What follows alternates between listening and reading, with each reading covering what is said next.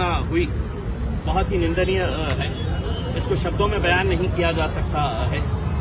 हिंदुस्तान का सबसे खूबसूरत जो जगह कही जाती है कश्मीर के बारे में, वहां पर खून की होली कैसी खेली गई। दिन दहाड़े पड़ोसी मुल्क से आतंकी आते हैं और यहाँ पर वो खून की होली खेलकर चले जाते हैं और सरकार अपनी पीठ थपथपाने में लगी रहती है कि देखिए हमने कश्मीर से 370 हटाया, वहां से पूरी तरीके से आतंकवाद खत्म हो चुका है।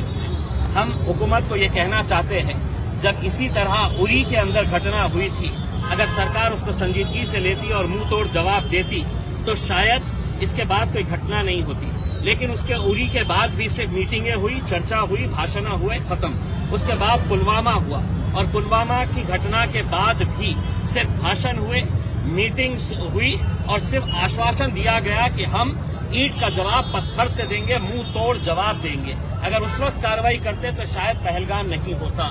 लेकिन अब पहलगाम हुआ है तो हम उम्मीद कर रहे थे कि ये घटना के 24 घंटे के अंदर 56 इंच का सीना दिखाकर नरेंद्र मोदी साहब कड़ी से कड़ी कार्रवाई करें, पड़ोसी मुल्क को और दुनिया को ये बताए कि अगर हमारे मुल्क में अगर कोई गलत कोई हरकत करता है, अगर हमारे मुल्क में कोई आतंकी कार्रवाई करता है तो उसका हश्र क्या होता है, ये दुनिया को और भारत का एक एक नागरिक इसको देखना चाहता है। लेकिन दुर्भाग्यवश अभी भी सिर्फ चर्चाएं हो रही है, मीटिंग हो रही है और ये बताया जा रहा है कि हम जड़ से खत्म कर देंगे। हम उनसे पूछना चाहते हैं कब खत्म करेंगे? जल्द से जल्द इसके ऊपर कार्रवाई करें और हम पूरे देशवासियों को आश्वासन देना चाहते हैं कि सरकार जो फैसला करेगी उसके पीछे हम पूरी ताकत के साथ खड़े रहेंगे। और पड़ोसी मुल्क को ये बताना चाहते हैं पाकिस्तान को कि तुम कितनी भी कोशिशें कर ले, जितनी साजिशें कर ले, जितनी आतंकी कार्रवाई कर ले, तुम चाहते हैं कि इस मुल्क के अंदर जाति और धर्म के नाम के ऊपर लोग बढ़ जाए तो तुम मजबूत हो जाएंगे। तुम्हारी ये कार्रवाई से भारत और मजबूत हुआ है, हम और ताकतवर हुए हैं और यकीनन आने वाले दिनों के अंदर कड़ा जवाब आपको दिया जाएगा। देखिए, अगर दिन दहाड़े कोई आतंकी आता है, कश्मीर में बहुत सारे लोग हम लोग गए हैं, चप्पे चप्पे के ऊपर फौज खड़ी रहती है, चप्पे चप्पे के ऊपर आर्मी के जवान खड़े रहते हैं, टैंक्स खड़े रहते हैं। ये दावा किया जाता है कि यहाँ पर कोई भी हिम्मत नहीं कर सकेगा हुकूमत की पॉलिसी के खिलाफ जाने का। कोई भी आतंकी कार्रवाई के बारे में तो हमने नरेंद्र मोदी साहब और अमित शाह साहब के भाषण सुने थे अपनी पीठ थपथपाते हुए कि अब 370 हट गया है, अब देखिएगा कि कश्मीर में किस तरीके का अमन रहेगा करके।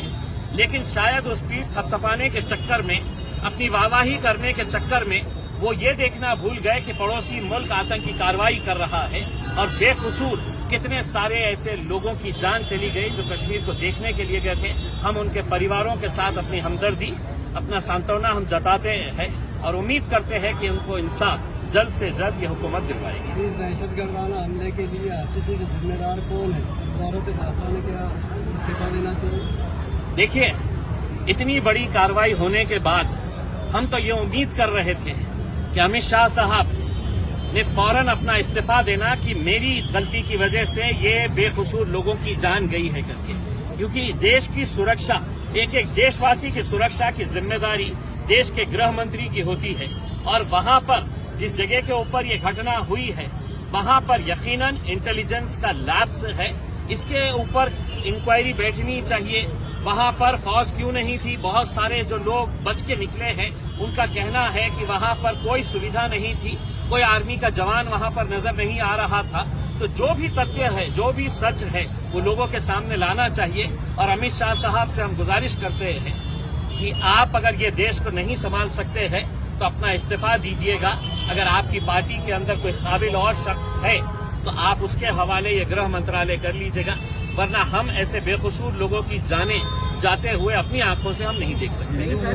हिंदू मुस्लिम किए गए हैं। देखिए, ये जो नी जर्क रिएक्शन आप जो एग्रीमेंट्स वो कर रहे हैं, हम आपसे ये उम्मीद कर रहे हैं कि आपने हमारे देशवासियों का कत्ल किया है, आप क्या कार्रवाई करने वाले हैं? जो पेपरों के ऊपर एग्रीमेंट्स थे वो पेपरों के ऊपर एग्रीमेंट्स कैंसिल करना ये कोई बहुत बड़ी कार्रवाई नहीं ही है।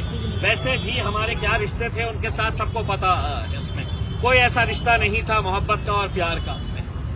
तो अगर आप सिर्फ देशवासियों को ये गुमराह कर रहे हैं कि हमने ये एग्रीमेंट कैंसिल कर दिए हैं, वो एग्रीमेंट कैंसिल कर दिए हैं, तो अभी भी आप देश को गुमराह कर रहे हैं। आप ये बताइए कि हमारी फौज जो इतनी ताकतवर है, जिसका हमें अभिमान है, गर्व है, वो उसको क्या आदेश दिया जाता है कि आगे की कार्रवाई क्या करनी है। आज ऑल पार्टी मीटिंग रखी गई थी, उसे किस तरह से देखते हैं आप? देखिए, आज ऑल पार्टी मीटिंग के अंदर क्या हुआ है, जो उरी के बाद हुआ है, जो पुलवामा के बाद हुआ है, जो पहलगाम के बाद हुआ है, चर्चा हो रही है। जब हम आपको कह रहे हैं कि आप कोई चर्चा मत करिए, कोई पार्टी आपसे उम्मीद नहीं कर रही है कि आप हमको बुलाइएगा और चर्चा करिएगा करके, हम चाह रहे हैं कि आप कार्रवाई करें करके।